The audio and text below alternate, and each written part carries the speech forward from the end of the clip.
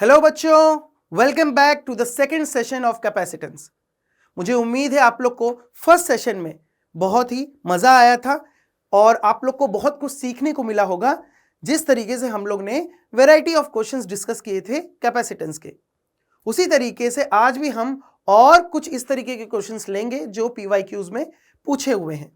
Okay, तो अब चलिए स्टार्ट करते हैं पहले क्वेश्चन के साथ। तो ये है हमारा नेक्स्ट क्वेश्चन। तो इस नेक्स्ट क्वेश्चन के अंदर अगर आप ध्यान से देखेंगे, a composite parallel plate capacitor is made up of two different dielectric materials with different thickness T1 and T2 as shown in the figure. The two different dielectric material are separated by a conducting foil F. The voltage of the conducting foil is how much? ये आपको निकालना है। तो अगर आप ध्यान से देखेंगे यहां पर, तो आपके पास दो डाइलेक्ट्रिक्स हैं, ठीक है, और आपको निकालना है, बीच में एक फॉइल लगा रखी है, उस पर पोटेंशियल आपको कैलकुलेट करना है ना। तो सबसे पहले मैं क्या करूंगा, राइट, मेरा टारगेट क्या है? मेरा टारगेट ये है कि मैं ये कैलकुलेट कर लूं कि चार्ज कितना इसमें डिपॉजिट हो रहा है, ठीक है। तो यहां पर चार्ज कितना डिपॉजिट हो रहा है वो मैं सबसे पहले कैलकुलेट कर लेता हूं। सो पूरे कैपेसिटर में जो चार्ज डिपॉजिट होगा, राइट, उसको कैलकुलेट करने के लिए सबसे पहले आपको निकालना पड़ेगा सी इक्विवेलेंट। सी इक्विवेलेंट निकालना पड़ेगा। तो सी इक्विवेलेंट हम निकालेंगे, तो लेट्स कैलकुलेट C1। तो एप्सिलॉन R1 की वजह से जो C1 कैपेसिटेंस आएगा मेरे पास, वो कितना आ जाएगा, देखिए ध्यान से। So that will be equals to 3 into epsilon nought, right, into A। समझ में आ गया? 3 into epsilon nought into A upon thickness. Thickness आपको T1 के रूप में दे रखी है, दैट इज 0.5 मिलीमीटर। तो उसको आप लिख सकते हो 1/2 मिलीमीटर, ठीक है। तो इस तरीके से हमारे पास C1 निकल के आ जाएगा, that will be equals to 6 epsilon not A। Clear हो गया? उसी तरीके से आप यहां पर C2 निकाल सकते हो। So that will be equals to C2 which will be equals to 4 epsilon not A upon 1 millimetre. Clear है? तो यहां पर ये आपके पास फाइनली 4 एप्सिलॉन नॉट A आ जाएगा आपके पास C2। क्लियर हो गया? सो C1 आ गया, C2 आ गया। अब C इक्विवेलेंट जो होगा वो क्या होगा, क्योंकि ये देख सकते हो आप कि दोनों जो डाइलेक्ट्रिक्स हैं वो सीरीज में कनेक्टेड है। तो C equivalent will be equals to C1 C2 upon C1 plus C2। Okay, अब इसको आप कैलकुलेट करेंगे तो आपके पास कितना आ जाएगा, 24 एप्सिलॉन नॉट A का स्क्वायर अपॉन डिनोमिनेटर में आ जाएगा आपके पास 10 एप्सिलॉन नॉट A, ठीक है। एक एप्सिलॉन नॉट A और एक epsilon not A cancel out हो जाएगा, तो अल्टीमेटली आपके पास बचेगा 24 epsilon not A upon 10। Clear हो गया? अब मेरे पास सी इक्विवेलेंट निकल के आ चुका है। अब मैं क्या निकाल लूंगा, टोटल चार्ज, ठीक है। सो टोटल चार्ज कितना आ जाएगा मेरे पास, that will be Q equals to C equivalent into V। So that will be equals to 24 epsilon not A upon 10 into 100। तो यहां से आपके पास आ जाएगा 240 एप्सिलॉन नॉट A। क्लियर? कोई दिक्कत वाली बात नहीं है। क्यों आ गया मेरे पास? अब आपको निकालना है इस पर्टिकुलर फॉइल पे वोल्टेज। तो आप जानते हो कि यहां से यहां तक, ठीक है, टॉप से लेकर बॉटम तक आप जानते हो टोटल पोटेंशियल ड्रॉप जो होगा वो कितना होगा, 100 वोल्ट्स के बराबर होगा, है ना। अब 100 वोल्ट्स के बराबर होगा तो हम क्या करते हैं, हम कैलकुलेट कर लेते हैं कि पहला जो डाइलेक्ट्रिक है इसके अक्रॉस कितना पोटेंशियल ड्रॉप हुआ। जितना पोटेंशियल ड्रॉप इसके अक्रॉस होगा उसको हम सब्ट्रैक्ट कर देंगे 100 में से, तो बाकी जो पोटेंशियल आएगा वो किसके अक्रॉस आ जाएगा, वो आ जाएगा दूसरे डाइलेक्ट्रिक के अक्रॉस। और जो वैल्यू निकल के आएगी, क्योंकि आप जानते हो कि इस लोअर प्लेट पर जो पोटेंशियल होगा वो 0 होगा, तो यहां पर जो वैल्यू होगी वो क्या आ जाएगी, 100 minus voltage drop across first dielectric, ठीक है। तो चलिए करते हैं। तो सबसे पहले आप देखेंगे जो मेरे पास V1 निकल के आएगा वो कितना आ जाएगा, that will be equals to Q। Q हम निकाल चुके हैं, that is Q upon C1। Clear है? Q upon C1। तो यहां पर आप देखेंगे ध्यान से, Q मैंने निकाला था that is 240 epsilon not A upon C1 मेरे पास कितना आ गया था, that was 6 epsilon not A। Divide कर देंगे तो यहां से मेरे पास आ जाएगा 40 वोल्ट्स। मतलब 40 वोल्ट्स जो है वो कहां पर ड्रॉप हो गया है, पहले डाइलेक्ट्रिक में ड्रॉप हो गया है। ठीक है, तो V1 मेरे पास 40 वोल्ट आ गया।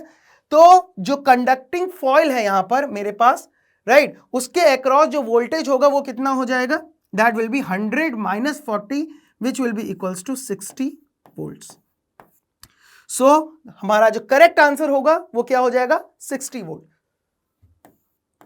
ठीक है बच्चों, तो समझ में आ गया होगा आपको किस तरीके से हमने इस क्वेश्चन को सॉल्व किया। चलिए अब नेक्स्ट क्वेश्चन की तरफ बढ़ते हैं। इस क्वेश्चन को देखते हैं। A capacitor is discharging through a resistor R। Consider in time t1 the energy stored in the capacitor reduces to half of its initial value, and in time t2 the charge stored reduces to 1/8 of its initial value। ठीक है, तो एक t1 time में तो क्या हो रहा है, आपकी एनर्जी जो है कैपेसिटर की वो आधी हो रही है इनिशियल वैल्यू से, और आप देख सकते हैं यहां पर t2 टाइम में जो चार्ज है वो क्या हो रहा है, 1/8 हो रहा है, राइट। तो यहां पर सबसे पहले हम लोग क्या करते हैं, हम इक्वेशन लिख लेते हैं। ठीक है, तो पहले वाला जो केस है, ठीक है, क्योंकि डिस्चार्जिंग हो रही है तो यहां पर अगर मैं देखूं तो चार्ज जो है, ठीक है, वो किस तरीके से चेंज होगा, उसका जो फॉर्मूला होता है वो क्या होता है, Q that will be equals to Q nought E की power minus of T upon RC, right, ये फॉर्मूला होता है। अब हम देखेंगे इनिशियली T1 टाइम में एनर्जी जो है वो आधी हो रही है। ठीक है, तो एनर्जी का फॉर्मूला क्या होता है, that is E which will be equals to E nought E की power minus of 2T upon RC। Clear है, ये किसका फॉर्मूला हो गया, एनर्जी का फॉर्मूला हो गया। किससे आया, ऊपर वाले फॉर्मूले से ही निकल के आया, क्योंकि हम इसको स्क्वायर करके डिवाइडेड बाय 2C कर देते हैं, है ना। सो दैट इज एनर्जी, है ना, Q not square upon 2C। तो उससे हमारे पास एनर्जी का फॉर्मूला आ जाता है, जहां पर E नॉट जो होता है वो क्या होता है, Q not square upon 2C। Clear हो गया। अब यहां पर आप देखेंगे ध्यान से, ये जो एनर्जी का इक्वेशन है इसके अंदर आपकी एनर्जी आधी हो रही है कितने टाइम पर, T1 टाइम पे। So E nought by 2 that will be equals to E nought E की power minus of 2T1 upon RC। समझ में आ गया। तो ये हो गया मेरी पहली इक्वेशन। यहां पर आप इसको थोड़ा सा सॉल्व कर सकते हैं, और सॉल्व करने के बाद आप देखेंगे ध्यान से E नॉट कैंसिल आउट हो जाएगा, और आपके पास बचेगा इधर 1/2, राइट।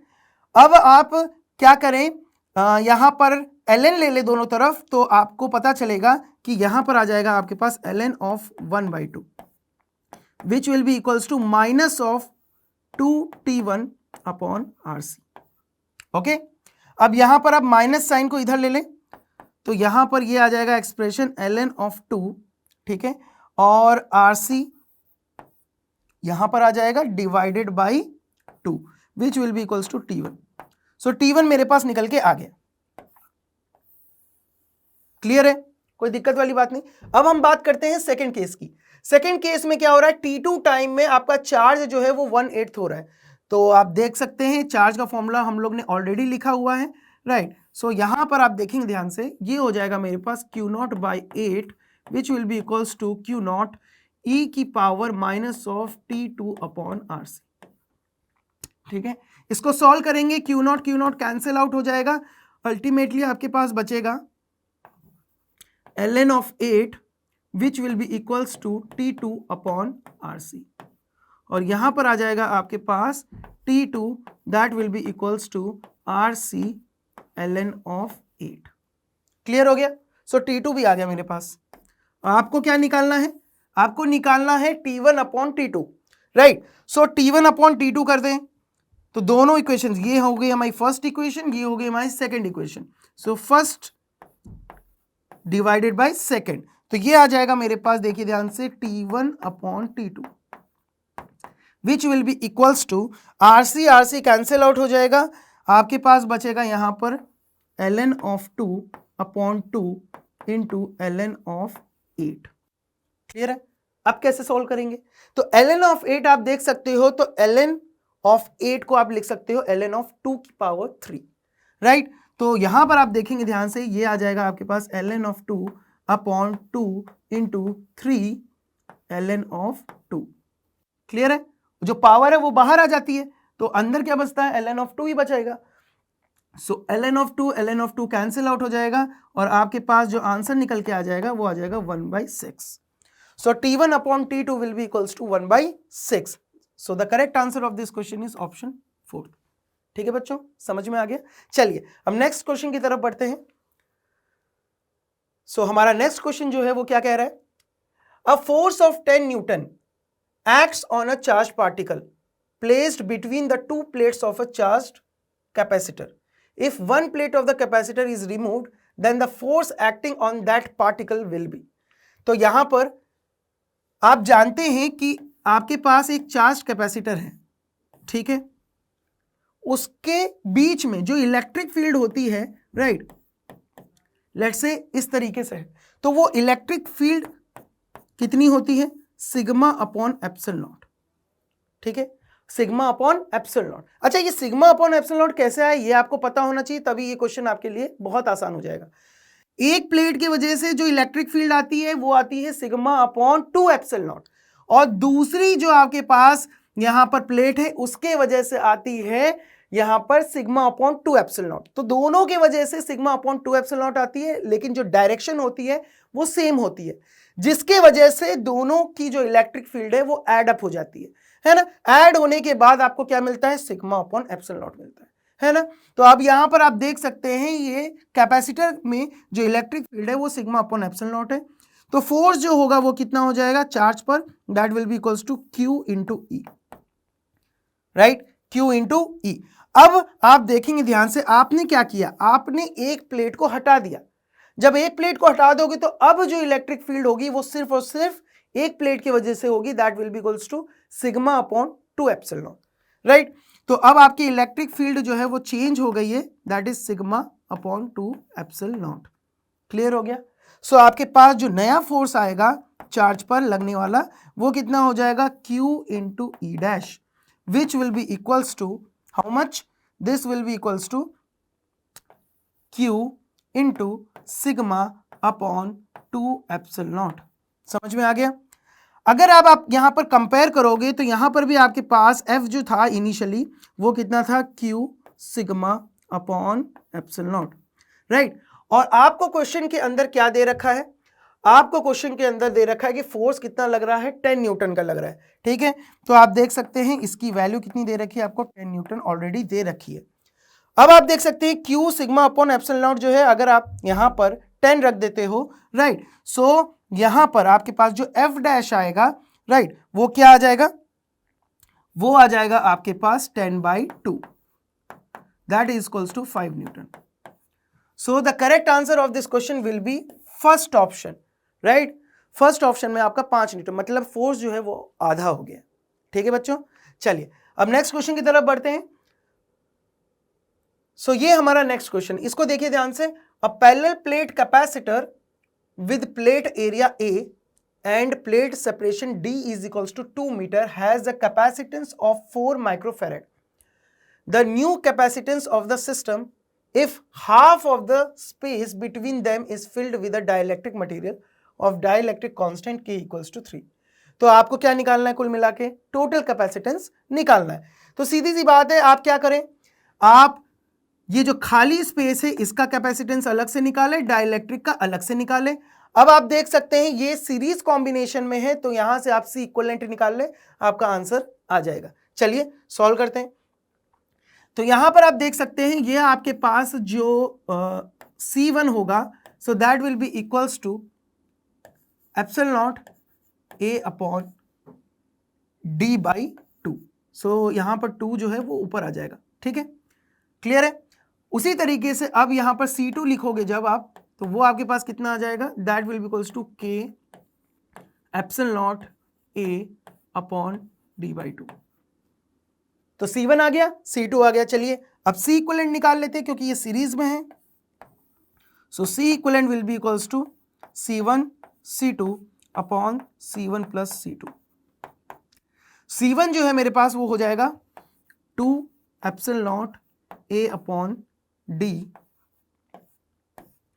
और आपके पास C2 जो है वो हो जाएगा मेरे पास 2K epsilon not A upon D divided by, यहां पर आप देखेंगे ध्यान से, epsilon not A upon D जो है वो मैं यहां पर कॉमन ले लेता हूं और अंदर आपके पास बच जाएगा 2 plus 2K।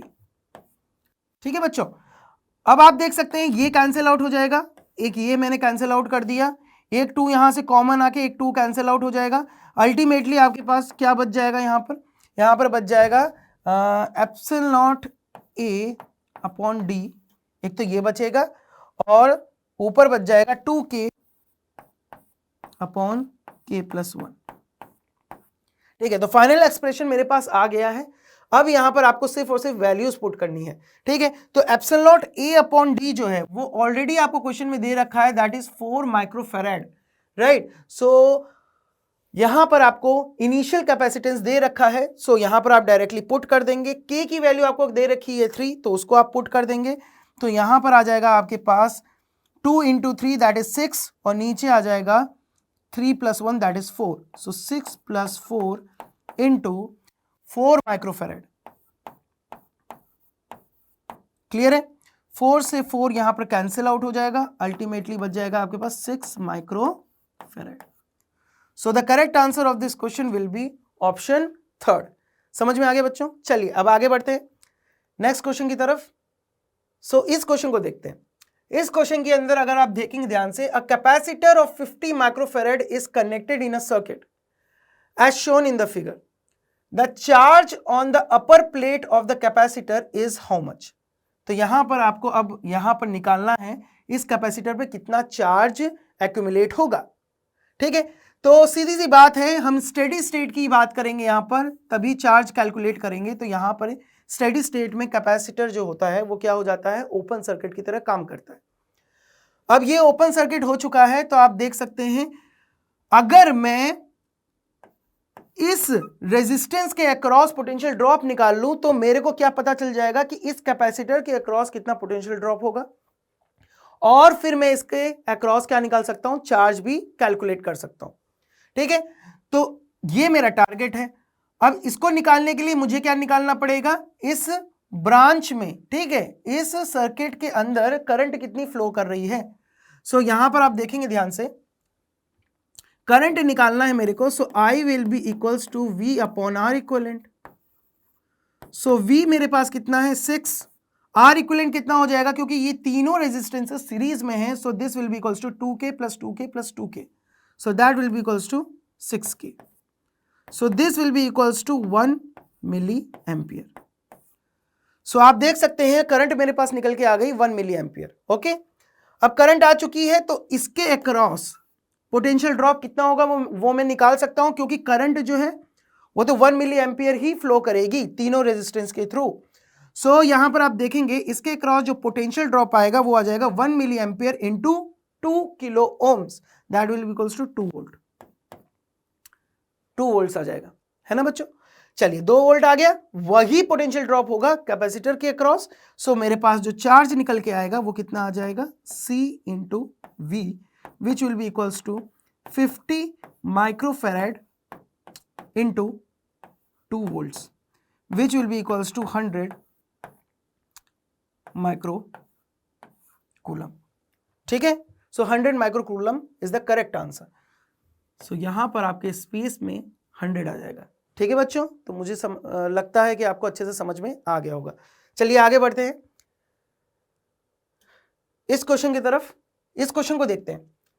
A parallel plate capacitor with plate area A has separation D between the plates.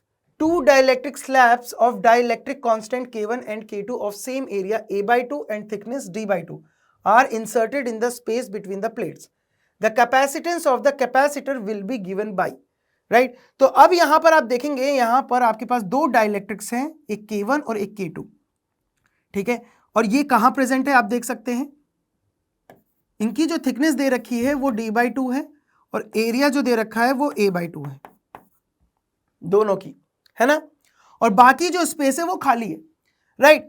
अब यहां पर हमें क्या कैलकुलेट करना है, हमें कैलकुलेट करना है इक्विवेलेंट कैपेसिटेंस। ओके, सो इक्विवेलेंट कैपेसिटेंस कैलकुलेट करना है तो हम क्या करेंगे, हम देख सकते हैं यहां पर कि ये किस तरीके का कॉम्बिनेशन बन रहा है।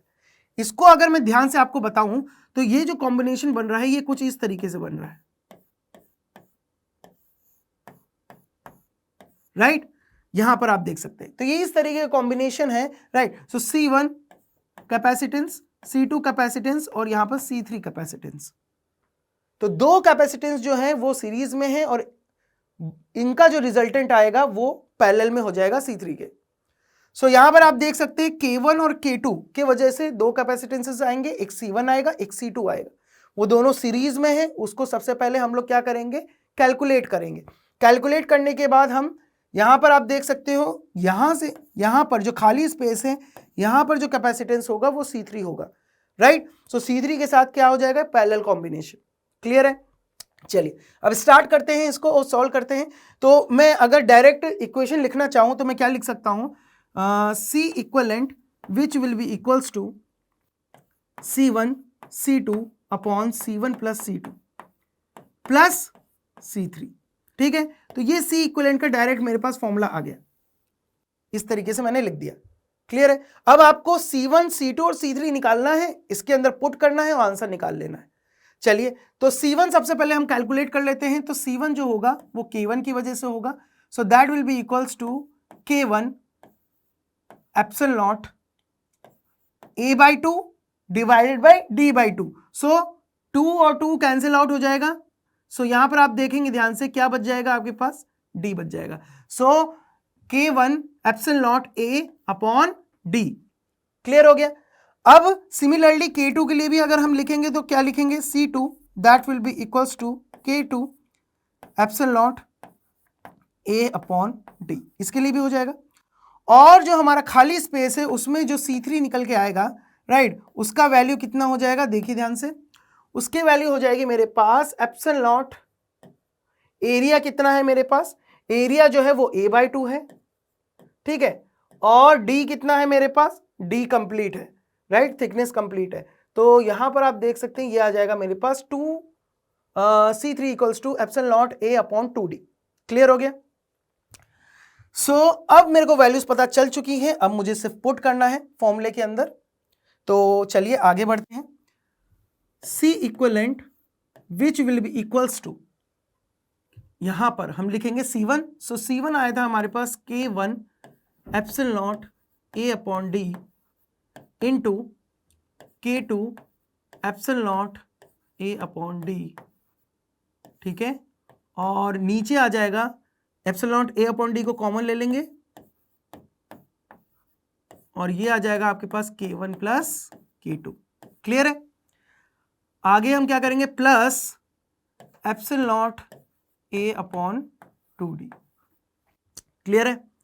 अब यहां पर आप देख सकते हैं epsilon not a upon d cancel out हो जाएगा, ठीक है। ऊपर आपके पास बच जाएगा K1 K2 upon K1 plus K2 और यहां आ जाएगा आपके पास epsilon not a upon d plus epsilon not a upon 2d। अब यहां पर आप देख सकते हैं, आप epsilon not a upon d को कॉमन ले लें।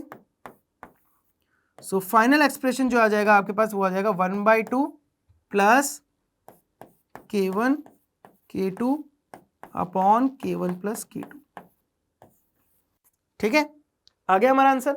चलिए अब चेक कर लेते हैं। सो हमारा जो करेक्ट आंसर हो जाएगा, यहां पर आप देखें ध्यान से, यहां पर आप देख सकते हैं इसमें epsilon not a upon d 1/2 plus K1 K2 upon K1 plus K2। So first option जो होगा हमारा वो करेक्ट हो जाएगा। ठीक है बच्चों, चलिए अब नेक्स्ट क्वेश्चन की तरफ बढ़ते हैं आगे।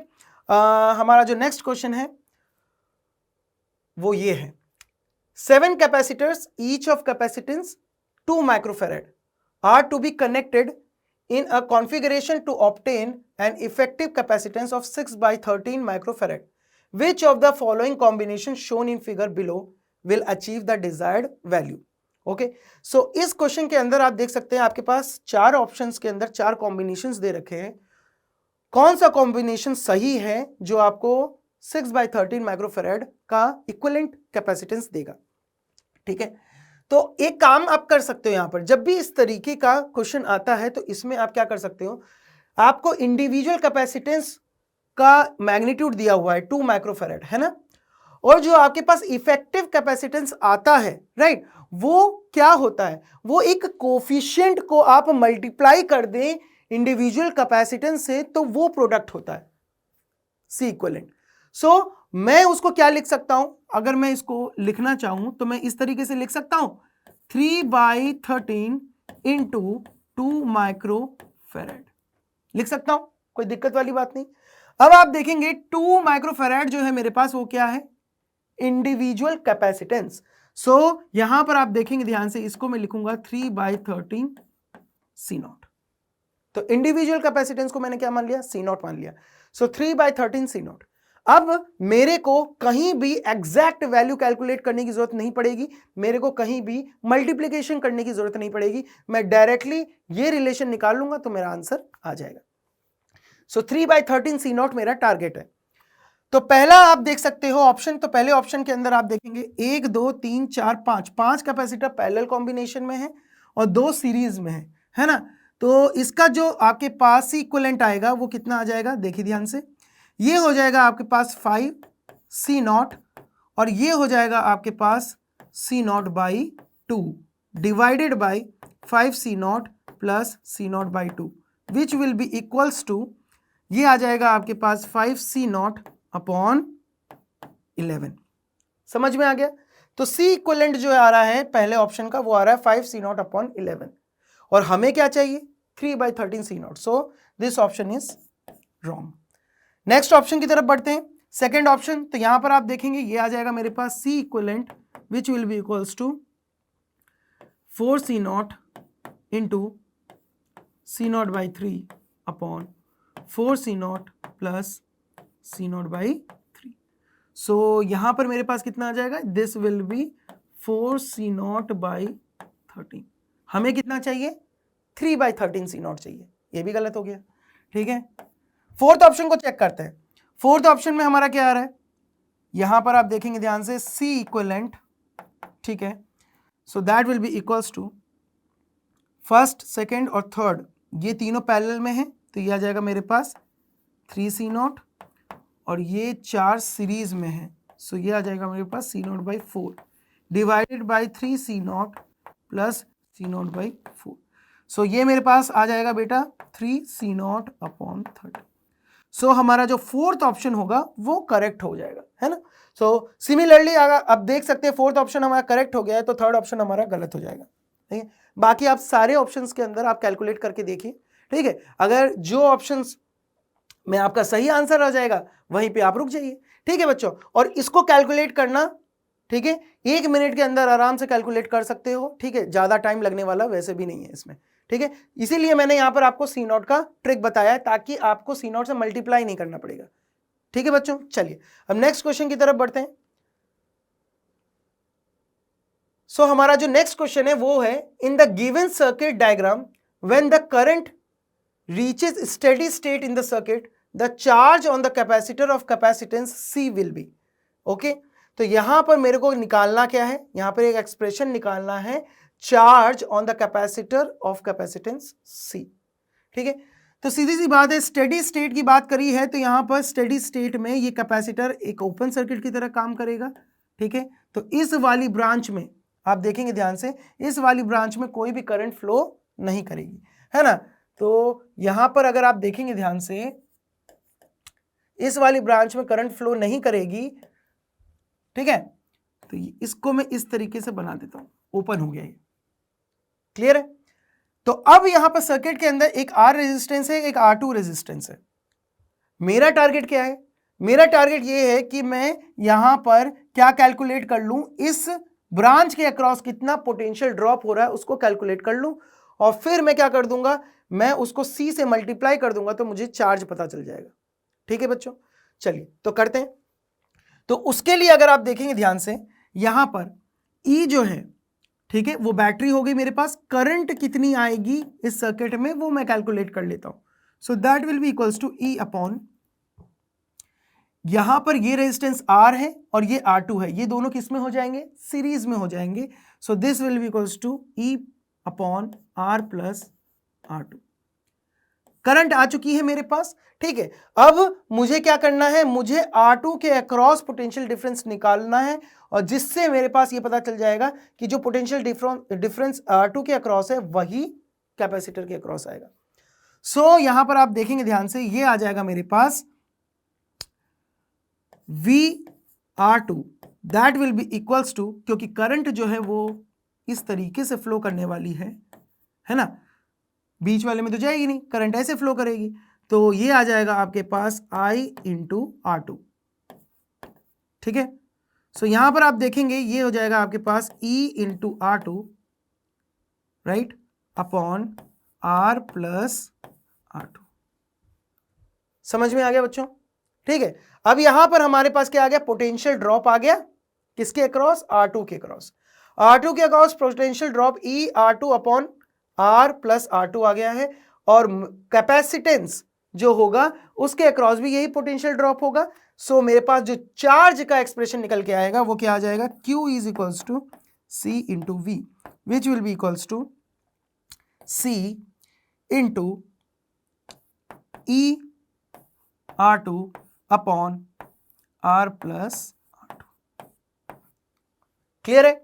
तो ये आ गया हमारा आंसर। सो चेक कर लेते हैं कौन सा ऑप्शन हमारा सही है।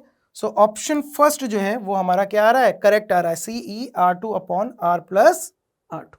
ठीक है बच्चों, चलिए अब नेक्स्ट क्वेश्चन की तरफ बढ़ते हैं। चलिए इस क्वेश्चन को देखते हैं। इस क्वेश्चन में क्या दे रखा है, capacitance of an isolated conducting sphere of R1 becomes n times when it is enclosed by a concentric conducting sphere of radius R2 connected to earth। Okay, मतलब आपके पास सिनेरियो कुछ इस तरीके से है कि एक तो आपको ये पता है कि आपके पास एक कंडक्टिंग स्फीयर है, ठीक है, वो भी आइसोलेटेड है, तो इसके वजह से, राइट, इसके वजह से जो कैपेसिटेंस होगा इसका, राइट, वो क्या हो रहा है, n टाइम्स हो जा रहा है जब आप इसको क्या कर रहे हो, एक और कॉन्सेंट्रिक स्फीयर से घेर के रख दिए हो। ठीक है, तो चारों तरफ यहां पर आप देख सकते हो ये घिर गया है एक कॉन्सेंट्रिक स्फीयर से, राइट। अब रेडियस आपको क्या दे रखा है, अंदर वाले का रेडियस आपको दे रखा है दैट इज R1, बाहर वाले का रेडियस आपको दे रखा है R2। ठीक है, और ये अर्थ से कनेक्टेड है। क्लियर हो गया, ये आपको सिनेरियो दे रखा है। ठीक है, अब आपको क्या कैलकुलेट करना है, R2 अपॉन R1 कैलकुलेट करना है। ठीक है बच्चों, चलिए तो सबसे पहले हम क्या यहां पर देख लेते हैं, हम देख लेते हैं यहां पर कि हमारे पास जो आइसोलेटेड जो स्फीयर है उसके वजह से कैपेसिटेंस इनिशियली कितना था, है ना, उसको देख लेते हैं। तो वो मेरे पास कितना आ जाएगा, let's say this is C1 which will be equals to, यहां पर आ जाएगा आपके पास Q अपॉन V, और जो पोटेंशियल होगा वो कितना होगा, KQ अपॉन R, राइट, एक आइसोलेटेड कंडक्टिंग स्फीयर के लिए। सो Q upon KQ upon R। ठीक है, Q से Q कैंसिल आउट हो गया, तो C1 मेरे पास निकल के आ गया है यहां पर, that will be equals to 4 pi epsilon naught R, और R को हम यहां पर क्या रख देंगे, R1। ठीक है, तो C1 आ गया मेरे पास। ठीक है, फाइनली कितना हो जाएगा, n टाइम्स हो जाएगा। ठीक है, तो C2 निकाल लेते हैं। तो C2 जो होगा वो कितना आ जाएगा मेरे पास, तो आप देख सकते हो एक कॉन्सेंट्रिक स्फीयर है, ठीक है, और यहां पर जो कैपेसिटेंस आता है इनका, उसका आपको फॉर्मूला पता है, उस फॉर्मूले को आप डायरेक्टली यहां पर अप्लाई कर सकते हो, right. So that formula is 4 pi epsilon naught R1 R2 upon R2 minus R1। ठीक है, ये फॉर्मूला होता है।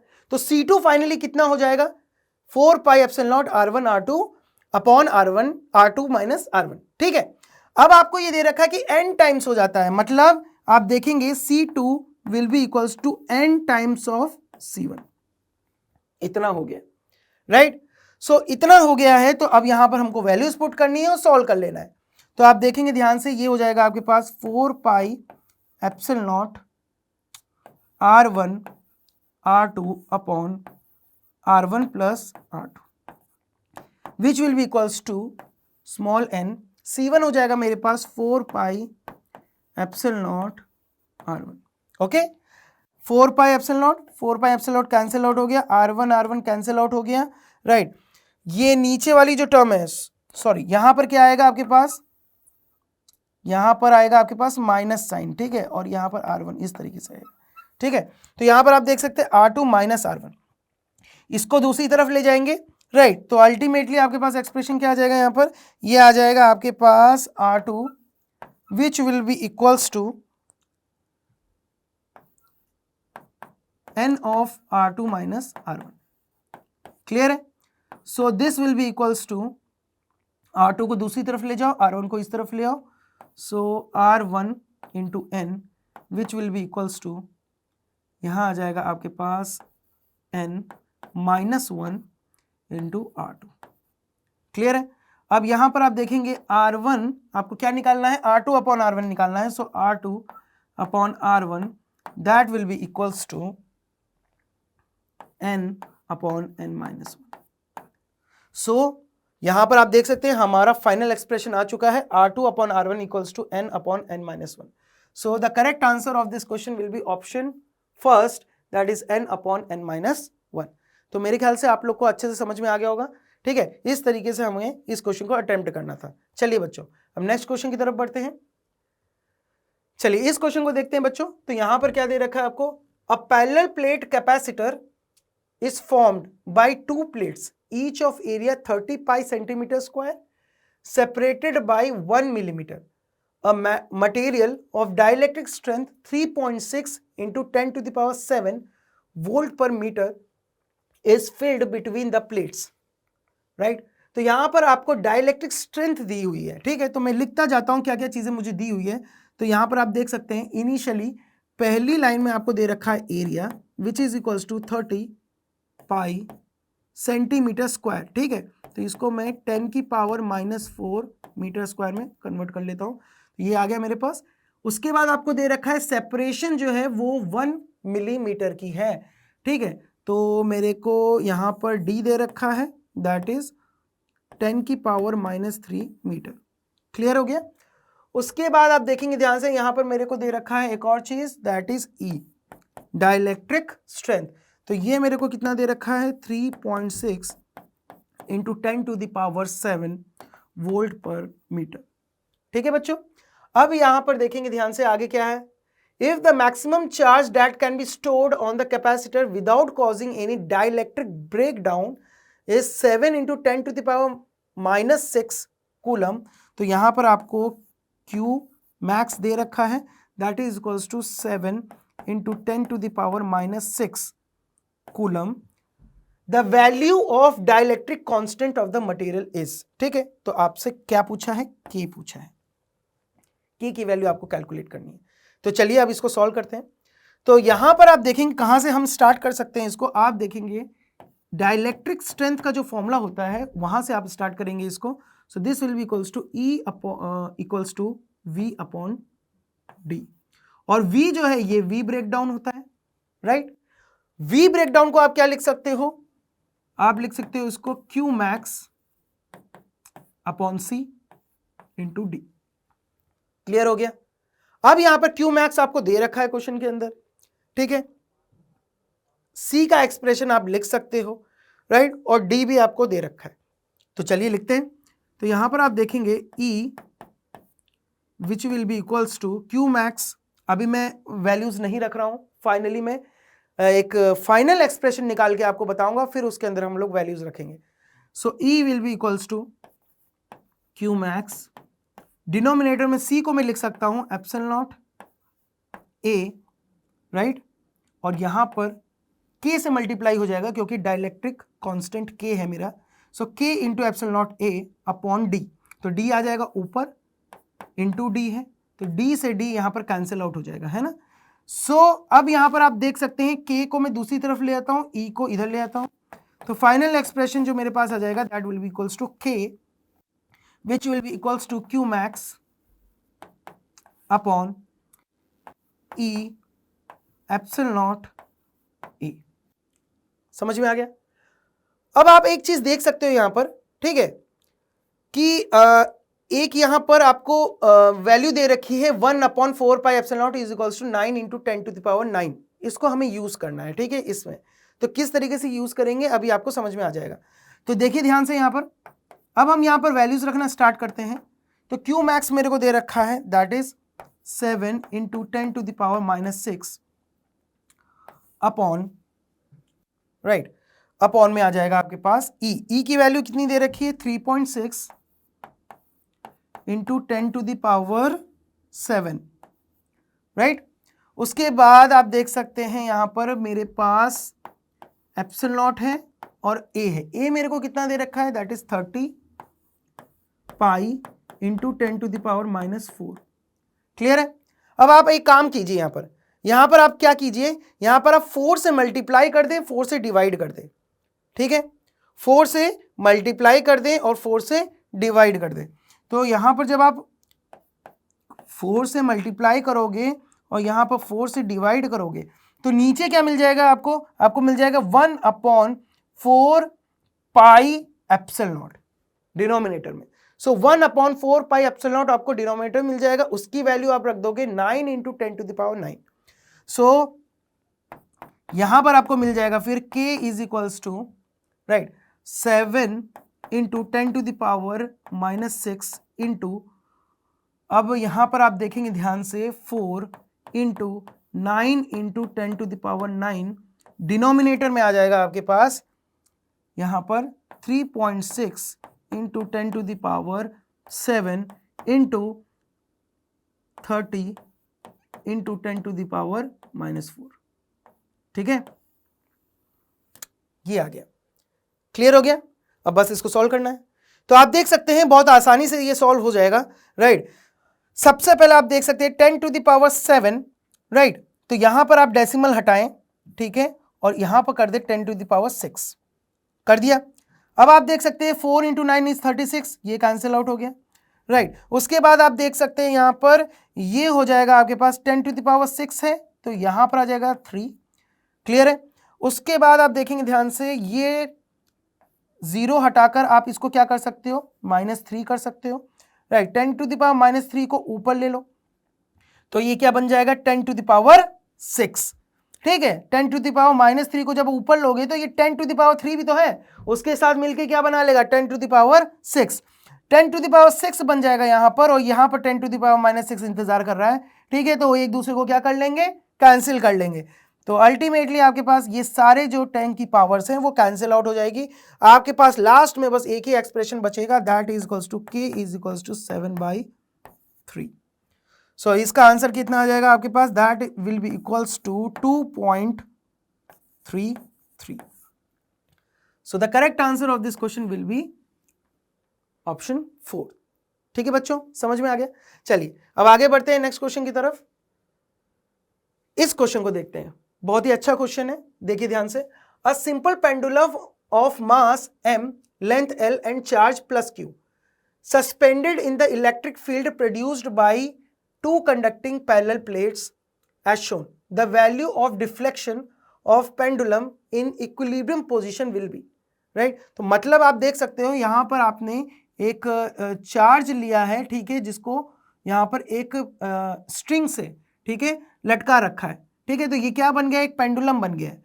अब यहां पर इलेक्ट्रिक फील्ड मौजूद है, ठीक है, यहां ई इलेक्ट्रिक फील्ड होगी, जिसके वजह से क्या होगा, इसमें डिफ्लेक्शन आएगा, है ना। इलेक्ट्रिक फील्ड की डायरेक्शन जो होगी वो इस डायरेक्शन में होगी, तो ये इस तरीके से डिफ्लेक्ट करेगा, राइट।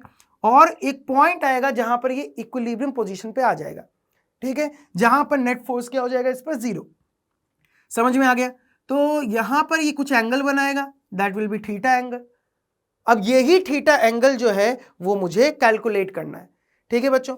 चलिए तो कैसे करेंगे, सबसे पहले आप देख सकते हैं यहां पर ये जो इक्विलिब्रियम पोजीशन होगी इसमें क्या होगा, इसमें आप देख सकते हैं ये जो चार्ज है इसका मास है m, सो नीचे की तरफ हो जाएगा इसका वेट, दैट इज mg, और इस पर लगेगा एक electrostatic force that is q into E, right. वो किस तरफ लगेगा? आगे की तरफ लगेगा, so that will be equals to QE। समझ में आ गया? उसके बाद आप देखेंगे ये जो स्ट्रिंग है इसके अंदर टेंशन होगी, राइट, जिसके वजह से ये इक्विलिब्रियम पे है, राइट। सो यहां पर आप देखेंगे ध्यान से, आप क्या कर सकते हो, ठीक है, यहां पर दो इक्वेशंस फॉर्म कर सकते हो, राइट। दो इक्वेशंस क्या क्या फॉर्म होगी आप देखेंगे ध्यान से, T sin theta, right, that will be equals to QE, ठीक है, क्योंकि ये वाला एंगल थीटा है तो ये वाला एंगल जो होगा ये भी थीटा होगा, right. So T sin theta will be equals to QE, T cos theta will be equals to mg।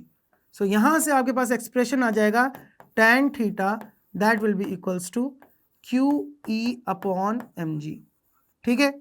अब आप देख सकते हैं यहां पर एक्सप्रेशन अगर आप ध्यान से देखें तो Q अपॉन mg तो आ ही रहा है, राइट। तो इसका मतलब मेरे को क्या कैलकुलेट करना है, E की वैल्यू मेरे को कैलकुलेट करनी है। अब E की वैल्यू कैलकुलेट करने के लिए मुझे क्या करना पड़ेगा, देखो ध्यान से, ये जो कैपेसिटेंस है, ठीक है, ये जो मेरे पास कैपेसिटेंस है इसका मुझे इक्विवेलेंट कैपेसिटेंस निकालना पड़ेगा, ठीक है, टोटल कैपेसिटेंस मेरे को निकालना पड़ेगा। अब टोटल कैपेसिटेंस मुझे निकालना है यहां पर, तो आप देख सकते हैं एक जो मीडियम है वो K है, राइट, और दूसरा जो है वो स्पेस है, ठीक है, एयर है यहां पर। तो मैं मान लेता हूं कि यहां पर आप देख सकते हैं इस मीडियम का जो कैपेसिटेंस होगा वो C1 हो जाएगा और इधर वाले का हो जाएगा मेरे पास C2, है ना बच्चों, C1 और C2। और आप देख सकते हो ये दोनों किस में कनेक्टेड है, सीरीज कॉम्बिनेशन में कनेक्टेड है।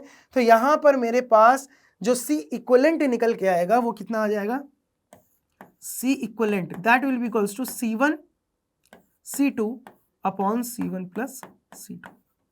समझ में आ गया मेरे पास ये।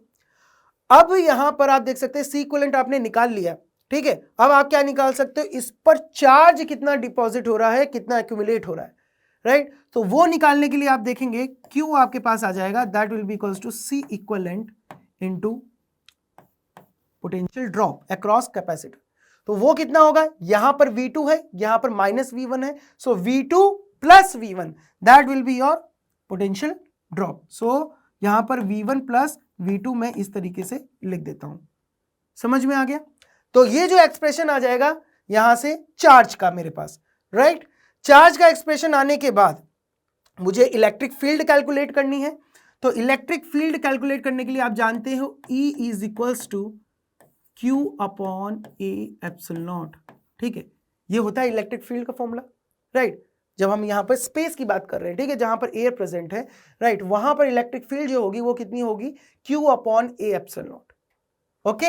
अब यहां पर आप देखेंगे Q की वैल्यू हम लोग ने कैलकुलेट करी है, that is C1 C2 upon C1 plus C2। नीचे डिनोमिनेटर में A एप्सिलॉन नॉट है, ठीक है, और ऊपर न्यूमरेटर में आ जाएगा आपके पास V1 प्लस V2। समझ में आ गया, ठीक है।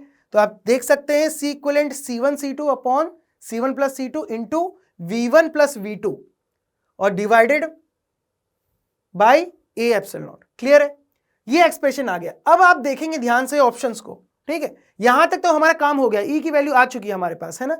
लेकिन ऑप्शन में अगर आप ध्यान से देखेंगे तो हमारा एक्सप्रेशन आता हुआ तो दिख रहा है, लेकिन यहां पर आप देखेंगे इन्हीं न्यूमरेटर में C1 और C2 की जगह है, C1 C2 मल्टीप्लीकेशन में है, राइट, हमारे एक्सप्रेशन में, लेकिन यहां पर सिर्फ एक ही कैपेसिटेंस आ रहा है, C1 आ रहा है या फिर C2 आ रहा है। अब आप देखेंगे ध्यान से यहां पर कि ये जो मीडियम है, ठीक है, ये जो मीडियम है, ठीक है, इसका हमें यहां पर सिर्फ जो डाइलेक्ट्रिक कांस्टेंट है वो K दे रखा है। तो अगर मैं C1 का, राइट, अगर मैं C1 का क्या लिखना चाहूं यहां पर मैं क्या लिखना चाहूं C1 का, अगर मैं C1 का यहां पर कैपेसिटेंस लिखना चाहूं तो K आएगा उसमें, लेकिन यहां पर आप देख सकते हो कहीं भी K मौजूद नहीं है, ठीक है बच्चों, कहीं भी यहां पर K मौजूद नहीं है। तो मुझे क्या लिखना पड़ेगा यहां पर C2 लिखना पड़ेगा, ठीक है। तो C2 जो होगा वो मेरे पास कितना आ जाएगा, तो चलिए देखते हैं। यहां पर आप देखेंगे C2, सो C2 मेरे पास आ जाएगा खाली स्पेस के लिए that will be equals to epsilon naught A upon D minus T, क्योंकि थिकनेस आपको दे रखी है इसकी थिकनेस जो है वो टी है, तो इसकी जो थिकनेस होगी वो हो जाएगी डी माइनस टी। क्लियर है? चलिए अब देख सकते हैं यहां पर, इसको हम लोग क्या कर देंगे, पुट कर देंगे इसके अंदर, तो हमारे पास आ जाएगा C1, ठीक है, E की वैल्यू क्या आ जाएगी, C1 V1 plus V2 upon, नीचे आ जाएगा डिनोमिनेटर में C1 प्लस C2, ठीक है, ए एप्सिलॉन नॉट जो है वो कैंसिल आउट हो जाएगा और ये बच जाएगा डी माइनस टी। ई की वैल्यू आ गई, ठीक है। अब इसको हम लोग किस में पुट करेंगे, थीटा वाले फॉर्मूले में, tan थीटा वाले में। So theta is equals to tan inverse Q upon mg, और E जो आ रहा है उसकी वैल्यू हो जाएगी आपके पास C1 V1 plus V2 upon में C1 plus C2 D minus T, ठीक है, ये हो जाएगी। चलिए चेक करते हैं, तो यहां पर आप देख सकते हैं हमारा जो करेक्ट आंसर है वो कौन सा हो जाएगा, ध्यान से देखें। तो यहां पर आप देख सकते हैं ये वाला जो हमारा है tan inverse Q upon mg C1 V1 plus V2 upon C1 plus C2 D minus T. So this will be the correct answer of this question option number 4। ठीक है बच्चों, समझ में आ गया आपको, एकदम क्लियर हो गया। तो इस तरीके से इस क्वेश्चन को सॉल्व करना था, बहुत ही अच्छा क्वेश्चन है, बढ़िया क्वेश्चन है, ठीक है, थोड़ा सा टाइम टेकिंग है, लेकिन अगर आप कंसेप्ट वाइज चलो तो इस क्वेश्चन को आसानी से सॉल्व कर सकते हो। चलिए बच्चों आगे बढ़ते हैं, ये हमारे पास नेक्स्ट क्वेश्चन है। तो यहां पर आप देखेंगे अ capacitor of capacitance 900 microfarad is charged bye a 100 volt battery.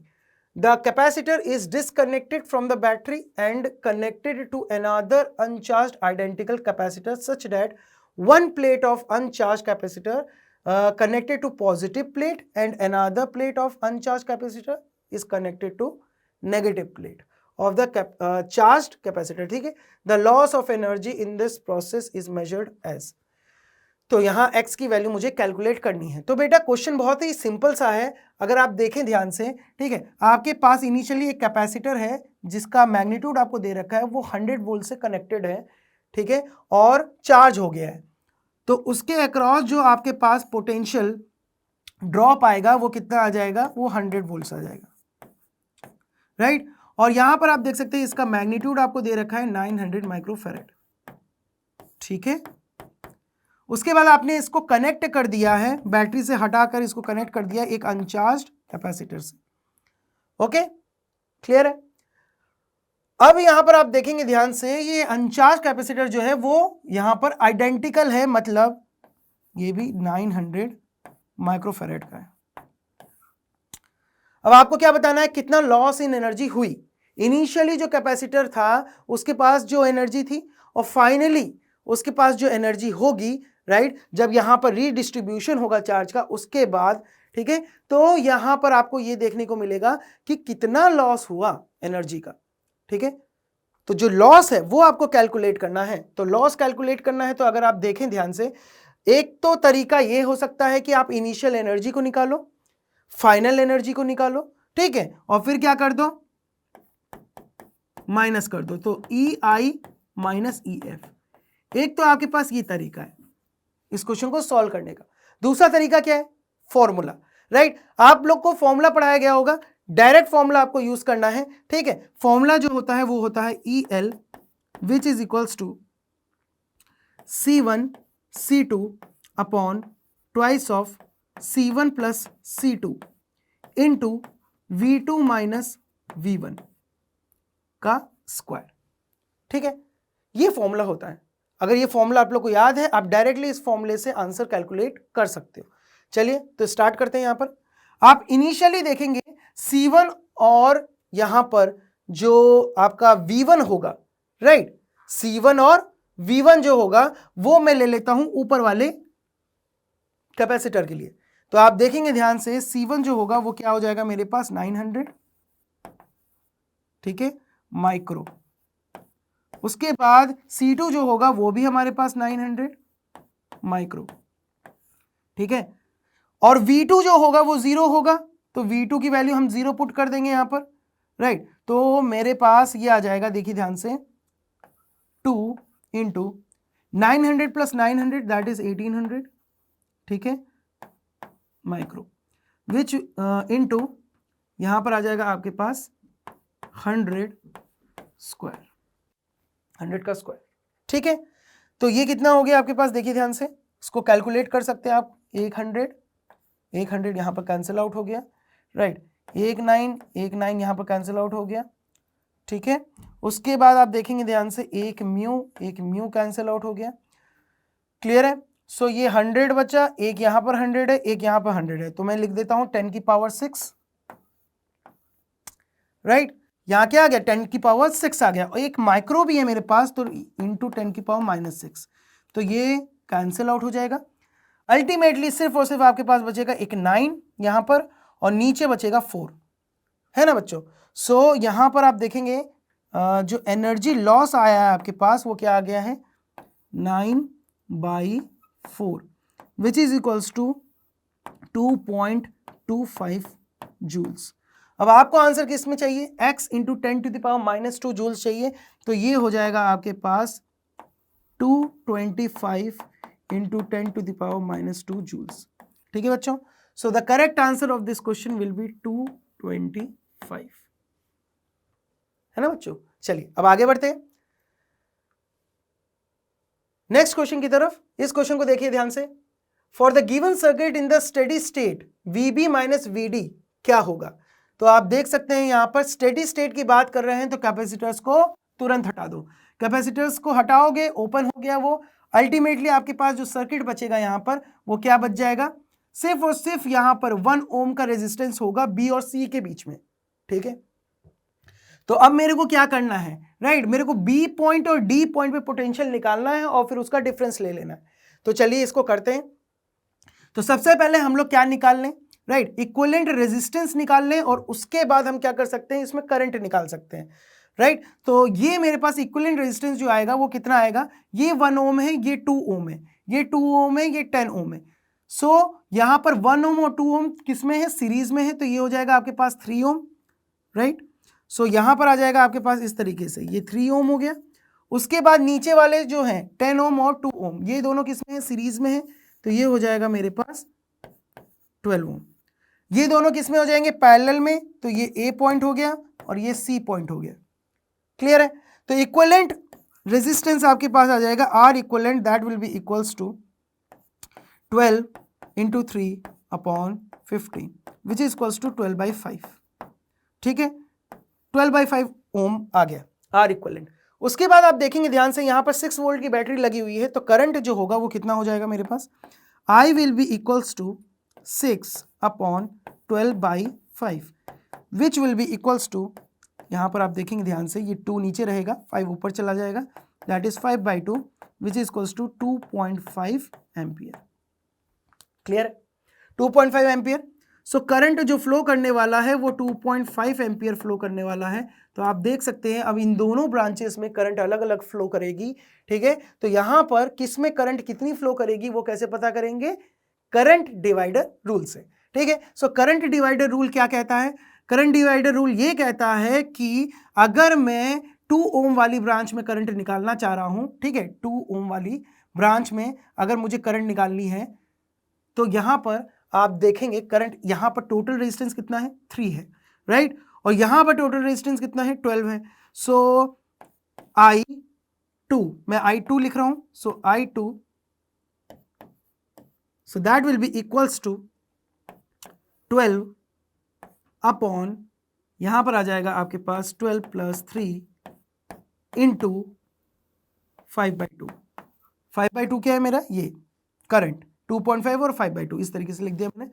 अब यहां पर आप देख सकते हैं, इसको सॉल्व करते हैं, ठीक है। तो 12 प्लस 3 दैट इज 15, 15 और 5 3 टाइम्स, 3 2 ज़ा 6, ये कितना गया 2 टाइम्स, ठीक है। तो यहां पर I2 आपके पास आ गया 2 एम्पियर, मतलब 2 एम्पियर करंट जो है वो तो इस वाली ब्रांच में चली गई और आधा एम्पियर करंट जो है वो इस वाली ब्रांच में चली गई, ठीक है बच्चों।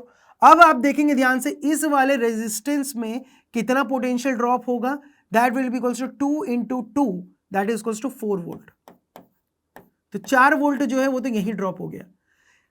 इस वाले रेजिस्टेंस में 10 ओम में कितना ड्रॉप हो जाएगा, that is 0.5 into 10 that is equals to 5 volt, right. तो इसके अक्रॉस जो पोटेंशियल ड्रॉप होगा that will be equals to 5 volt. Clear है। आपको पता है कि ये जो ए पॉइंट है यहां पर पोटेंशियल कितना होगा, क्योंकि बैटरी यहां पर 6 वोल्ट कनेक्टेड है तो यहां पर 6 वोल्ट होगा, राइट।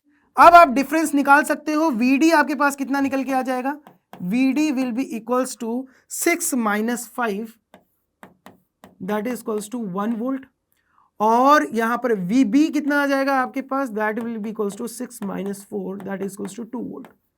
सो आपको क्या निकालना है, VB माइनस VD, ठीक है। So that will be equals to 2 minus 1 which is equals to 1 volt. समझ में आ गया आपको। सो the correct answer of this question will B 1। ठीक है बच्चों, चलिए हम नेक्स्ट क्वेश्चन की तरफ बढ़ते हैं। चलिए इस क्वेश्चन को देखते हैं। Two parallel plate capacitors C1 and C2 each having capacitance of 10 microfarad are individually charged by a 100 volt DC source. Capacitor C1 is kept connected to the source and a dielectric slab is inserted by between its plates. ठीक है, तो यहां पर आपको क्या situation दे रखी है इसको समझिए। सबसे पहले आपको ये दे रखा है कि आपके पास दो कैपेसिटर्स हैं, ठीक है, C1 और C2। तो दोनों को आपने क्या कर दिया, बैटरी से कनेक्ट कर दिया, ठीक है। 100 वोल्ट की बैटरी है। उसके बाद आप देखेंगे ध्यान से यहां पर, ठीक है, सेकंड में भी हम लोग ने 100 वोल्ट की बैटरी कनेक्ट कर रखी है। तो इनिशियली ये सिचुएशन है। उसके बाद आप देखें ध्यान से क्या दिया हुआ है, capacitor C1 is kept connected to the source and dielectric slab is inserted between its plate. मतलब सोर्स को लगा के रखा गया है और इसमें डाइलेक्ट्रिक पुट कर दी है के। तो क्या होगा यहां पर हम देख लेते हैं।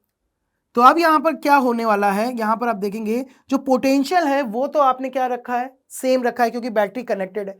तो पोटेंशियल चेंज नहीं होगा कैपेसिटर का, है ना। क्या चीज चेंज हो जाएगी, एक तो कैपेसिटेंस चेंज हो जाएगा और एक चार्ज चेंज हो जाएगा, ठीक है। तो चार्ज एक्यूमुलेशन यहां पर चेंज हो जाएगा और कैपेसिटेंस जो होगा वो नया आपको मिलेगा। तो लेट्स कैलकुलेट C1 डैश जो आपके पास आएगा यहां पर वो आ जाएगा K इंटू C1। समझ में आ गया।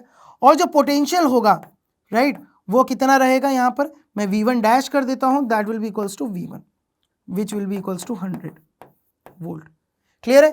K इंटू C1 जो है उसको भी हम कैलकुलेट कर लेते हैं। तो ये आ जाएगा मेरे पास 10 इंटू C1 हो गया मेरे पास, अगर आप ध्यान से देखें दैट इज 10 माइक्रो, वो आपको क्वेश्चन के अंदर दे रखा है। क्लियर है, ये हो गया।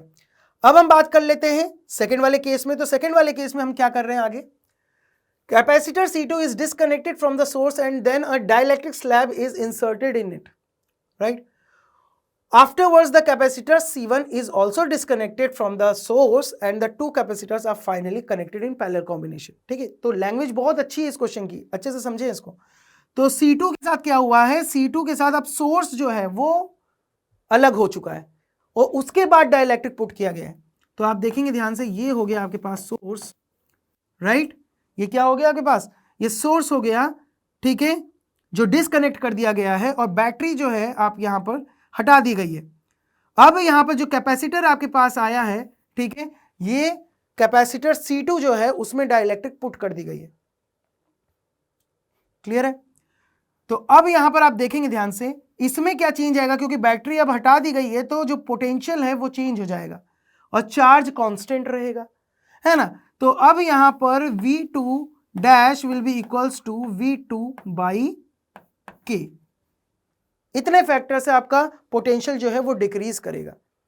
ऐसा क्यों हो रहा है, क्योंकि आप समझ सकते हैं कि यहां पर जो कैपेसिटेंस इंक्रीज होगा वो कितने से होगा, that is K into C2। समझ में आ गया। तो मेरे ख्याल से अब आप लोग को ये चीज समझ में आ गई होगी, ऐसा हो रहा है यहां पर, है ना। V2 dash is equals to V2 by K, C2 dash is equals to K C2। Okay, अब यहां पर हम मैग्नीट्यूड भी निकाल लेते हैं इसका। तो V2 जो है मेरे पास वो इनिशियली कितना था, 100 था, और K की वैल्यू आपको कितनी दे रखी है, 10 दे रखी है। So 100/10 which is equals to 10 volts. और उसके बाद आप देखेंगे यहां पर C2 डैश जो होगा मेरे पास वो कितना आ जाएगा, 10 × 10 माइक्रो। क्लियर है? तो मेरे पास सारी वैल्यूज आ चुकी हैं। मेरे को क्या फाइंड आउट करना है, कॉमन पोटेंशियल फाइंड आउट करना है कॉम्बिनेशन का। तो फाइनली आप क्या कर रहे हैं, इन दोनों कैपेसिटर्स को इस पर्टिकुलर सिचुएशन में पैरेलल कॉम्बिनेशन में ऐड कर दे रहे हैं। ठीक है, तो फाइनली पोटेंशियल कितना होगा, ठीक है, वो हमको निकालना है।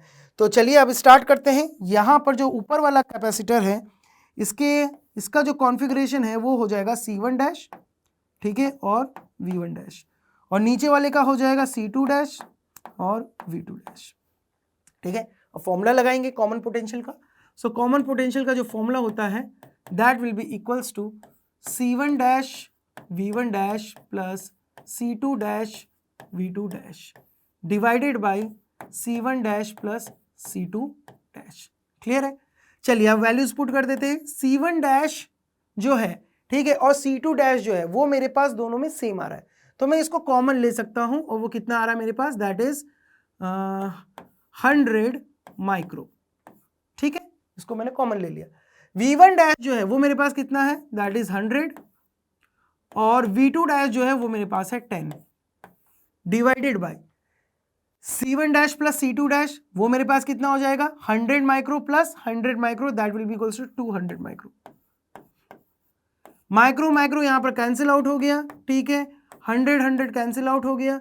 आपके पास क्या एक्सप्रेशन बच गया है यहां पर, 110/2 which will be equals to 55 volts.